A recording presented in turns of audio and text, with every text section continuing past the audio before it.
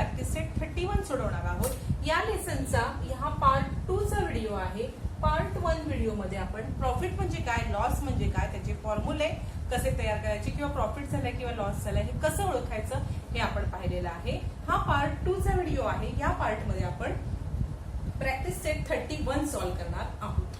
पहा, practice set 31 solve करण्याच्या आधी हे दोन फॉर्म्युले आहेत ते तुम्हाला बघा। प्रॉफिट काढायचं असेल तर profit is equal to selling price minus cost price, आणि लॉस काढायचा असेल तर loss is equal to cost price minus selling price. पण एखाद्या ट्रान्झॅक्शन मध्ये लॉस झालाय की प्रॉफिट झालाय हे कसं ओळखायचं, तर जेव्हा सेलिंग प्राइस ही कॉस्ट प्राइस पेक्षा जास्त असते तेव्हा तिथे प्रॉफिट होतो, आणि जेव्हा कॉस्ट प्राइस ही सेलिंग प्राइस पेक्षा जास्त असते तेव्हा लॉस होतो। लक्षात घ्या, सेलिंग प्राइस जास्त प्रॉफिट, कॉस्ट प्राइस जास्त लॉस, हे लक्षात ठेवा।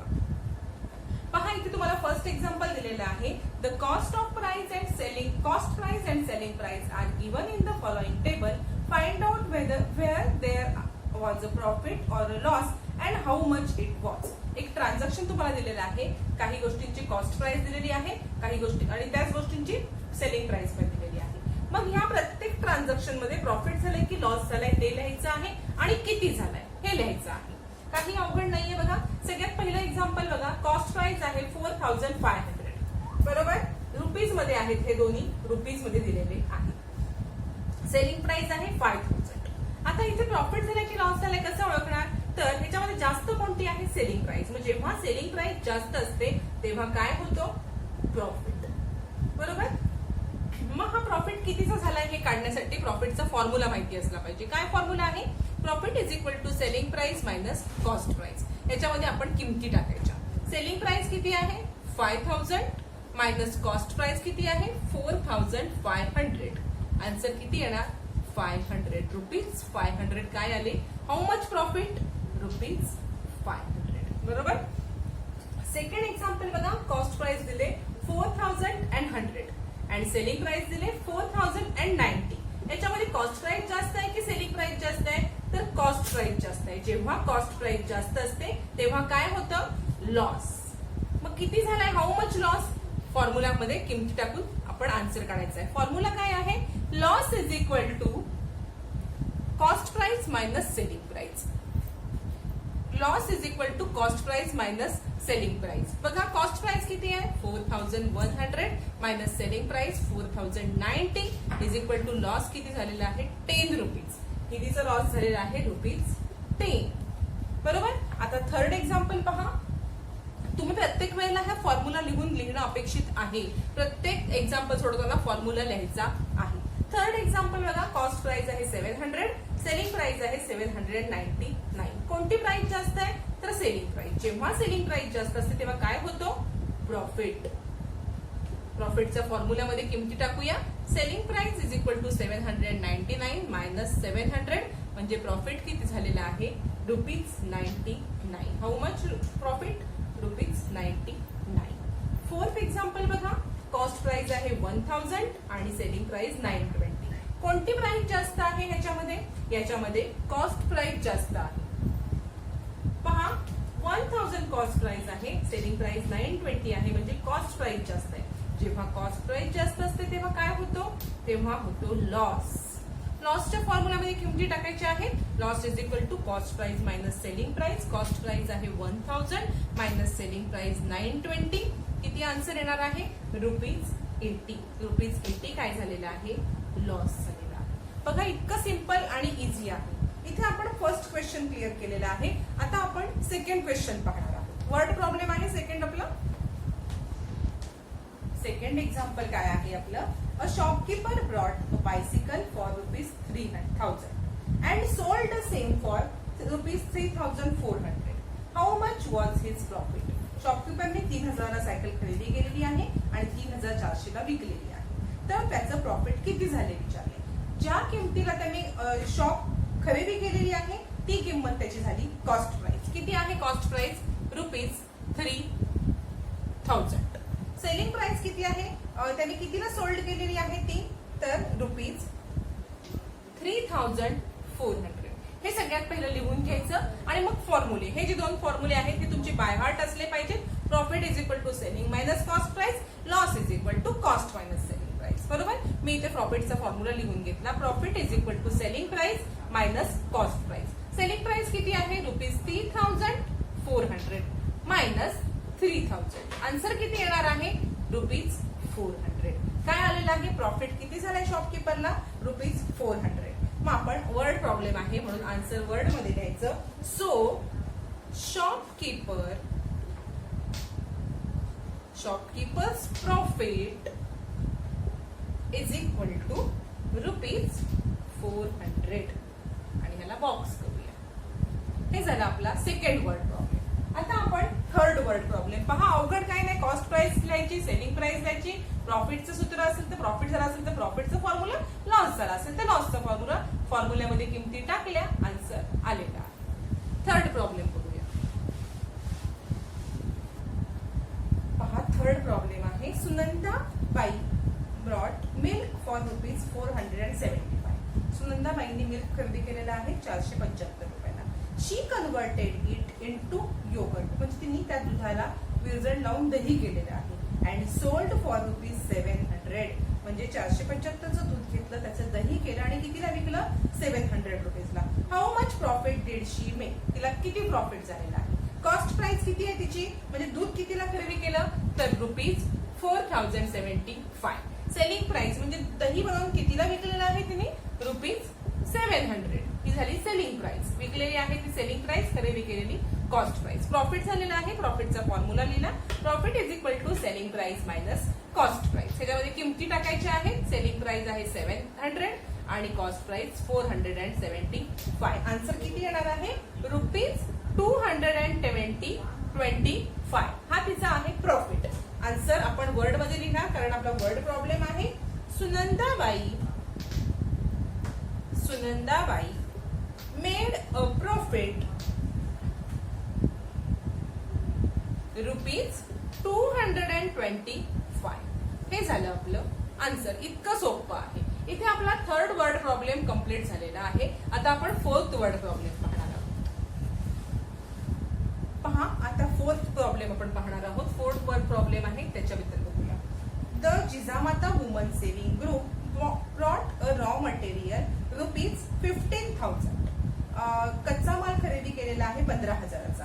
कशासाठी घेतलेला आहे फॉर मेकिंग चकली बनवण्यासाठी जे सामान लागतं ते 15,000चं घेतलेलं आहे. दे सोल्ड आणि चकली बनवली सामानाची. They sold chakli for ₹22,050.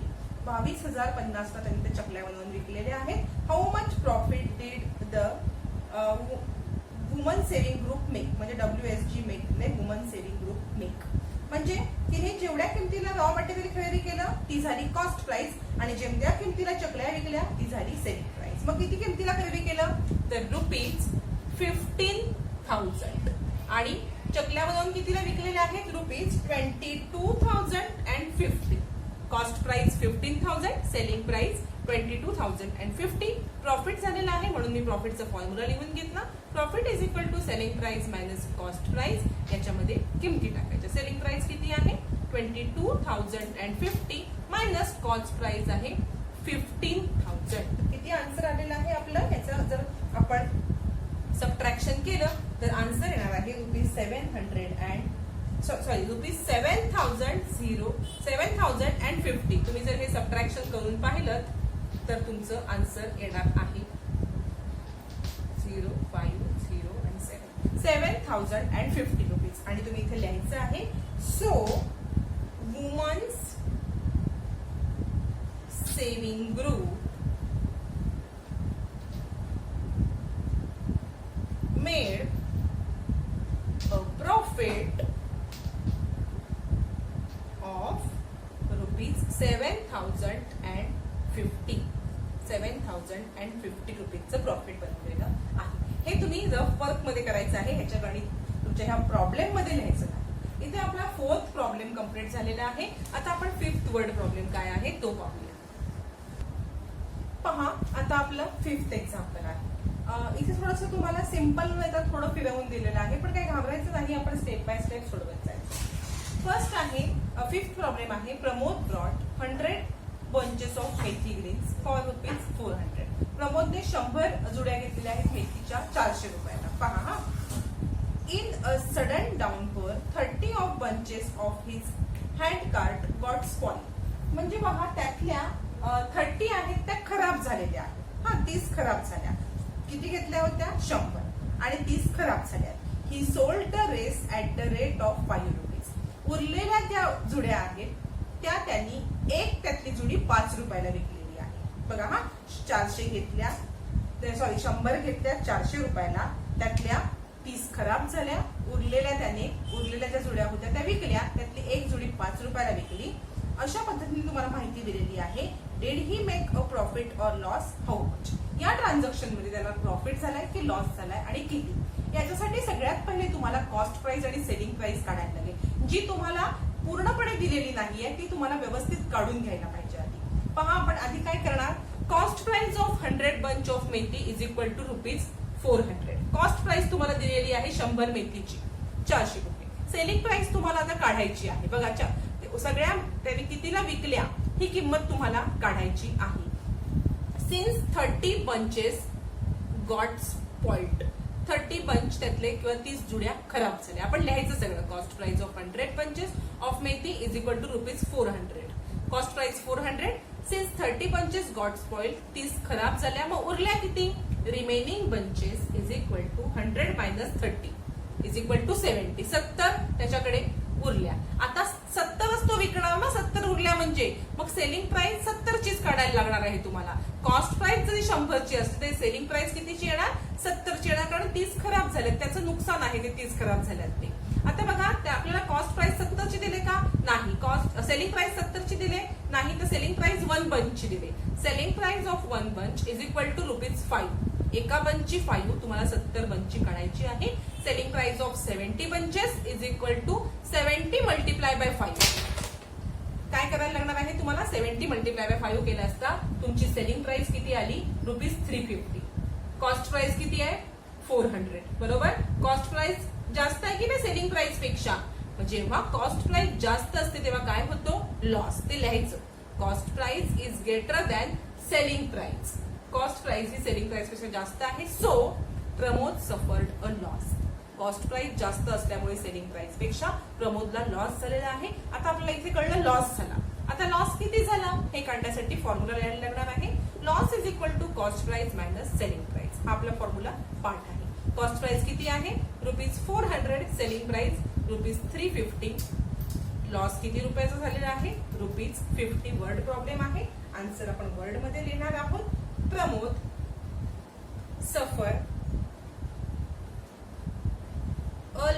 suffered a loss ₹50 of ₹50 आणि त्याला बॉक्स करायचा. इथे आपला 5th वर्ड प्रॉब्लेम झालेला आहे. आता आपण 6th वर्ड प्रॉब्लेम पाहणार आहोत. पहा 6th वर्ड प्रॉब्लेम आहे.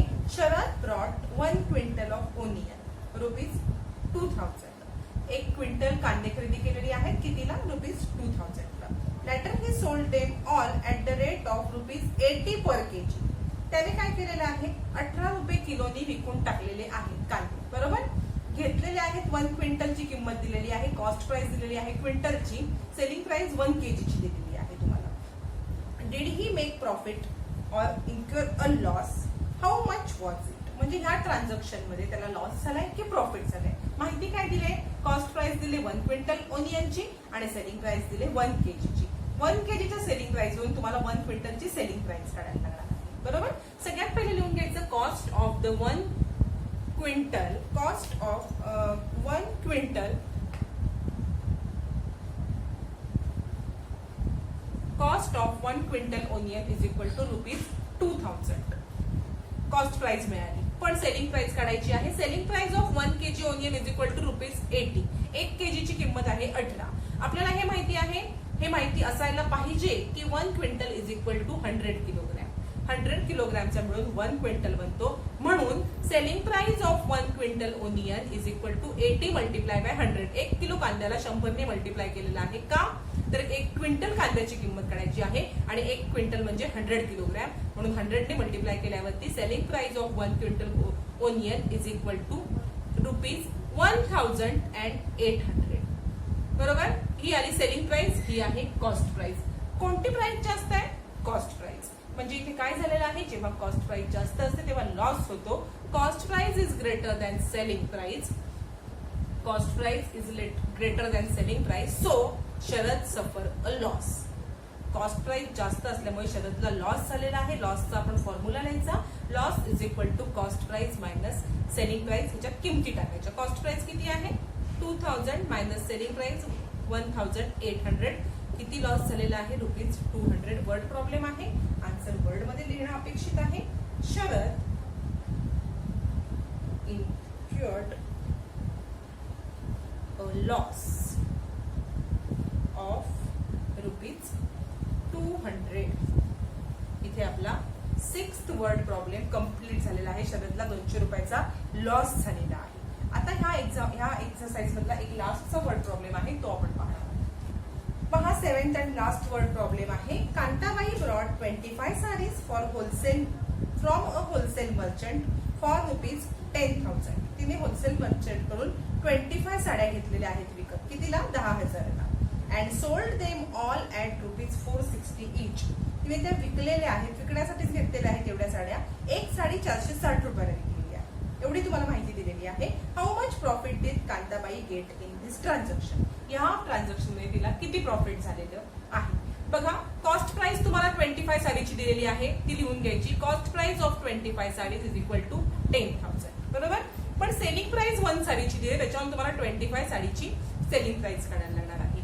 Selling price of 1 sari is equal to ₹460. Selling price of 25 sari काढायची. 1 साडीची दिलेली आहे, 25 साडीची आपण काढायची आहे. कशी? 25 मल्टिप्लाय बाय 460. 25 नी एका साडीच्या किमतीला मल्टिप्लाय करायचं आहे. आन्सर येणार आहे ₹11,500. ही आली आपली 25 साडीची सेलिंग प्राइस. ही आली 25 साडीची cost price. Selling price is greater than cost price. Profit झालेला आहे आपल्याला. ह्या एक्झाम्पल मध्ये सांगितलेलं आहे की किती प्रॉफिट झालंय. विचारलं नाही प्रॉफिट की लॉस, दिलेलंच आहे profit. Selling price is greater than cost price. हे लिहिलं तरी चालेल, नाही लिहिलं तरी चालेल. प्रॉफिटचा फॉर्म्युला लिहायचा, कारण आपल्याला एक्झाम्पल मध्ये ऑलरेडी सांगितलं की प्रॉफिट झालाय. किती तो तुम्हाला काढायचा आहे. प्रॉफिटचा फॉर्म्युला लिहा. Selling price minus cost price. किती आहे selling price? 11,500 minus cost price आहे 10,000. आन्सर किती येणार आहे? ₹1,500. काय झालेलं आहे? प्रॉफिट. आणि इथे आन्सर आपण वर्ड मध्ये लिहायचं आहे, वर्ड प्रॉब्लेम असल्यामुळे. Kantabai made profit of ₹1,500. इथे आपला 7th वर्ड प्रॉब्लेम कंप्लीट झालेला आहे. आणि इथे आपला हा एक्सरसाइज सुद्धा कंप्लीट झालेला आहे. एकूण या एक्सरसाइज मध्ये 7 व्हिडिओ होते, 7 एक्झाम्पल होते, वर्ड प्रॉब्लेम होते, ते आपण इथे कव्हर केलेले आहे. या व्हिडिओमध्ये आपण इथे थांबूया. तसेच प्रॉफिट अँड लॉसचे 4 प्रॅक्टिस सेट आहेत, त्याचे 4 व्हिडिओ होतील आणि एक एक्सप्लेनेशनचा व्हिडिओ. असे या लेसनचे एकूण 5 व्हिडिओ चॅनलवरती अपलोडेड आहेत. सगळे नक्की पहा. आणि चॅनलवरती नवीन असाल तर सबस्क्राईब करून बेल आयकॉन दाबा आणि व्हिडिओ लाईक सुद्धा करा.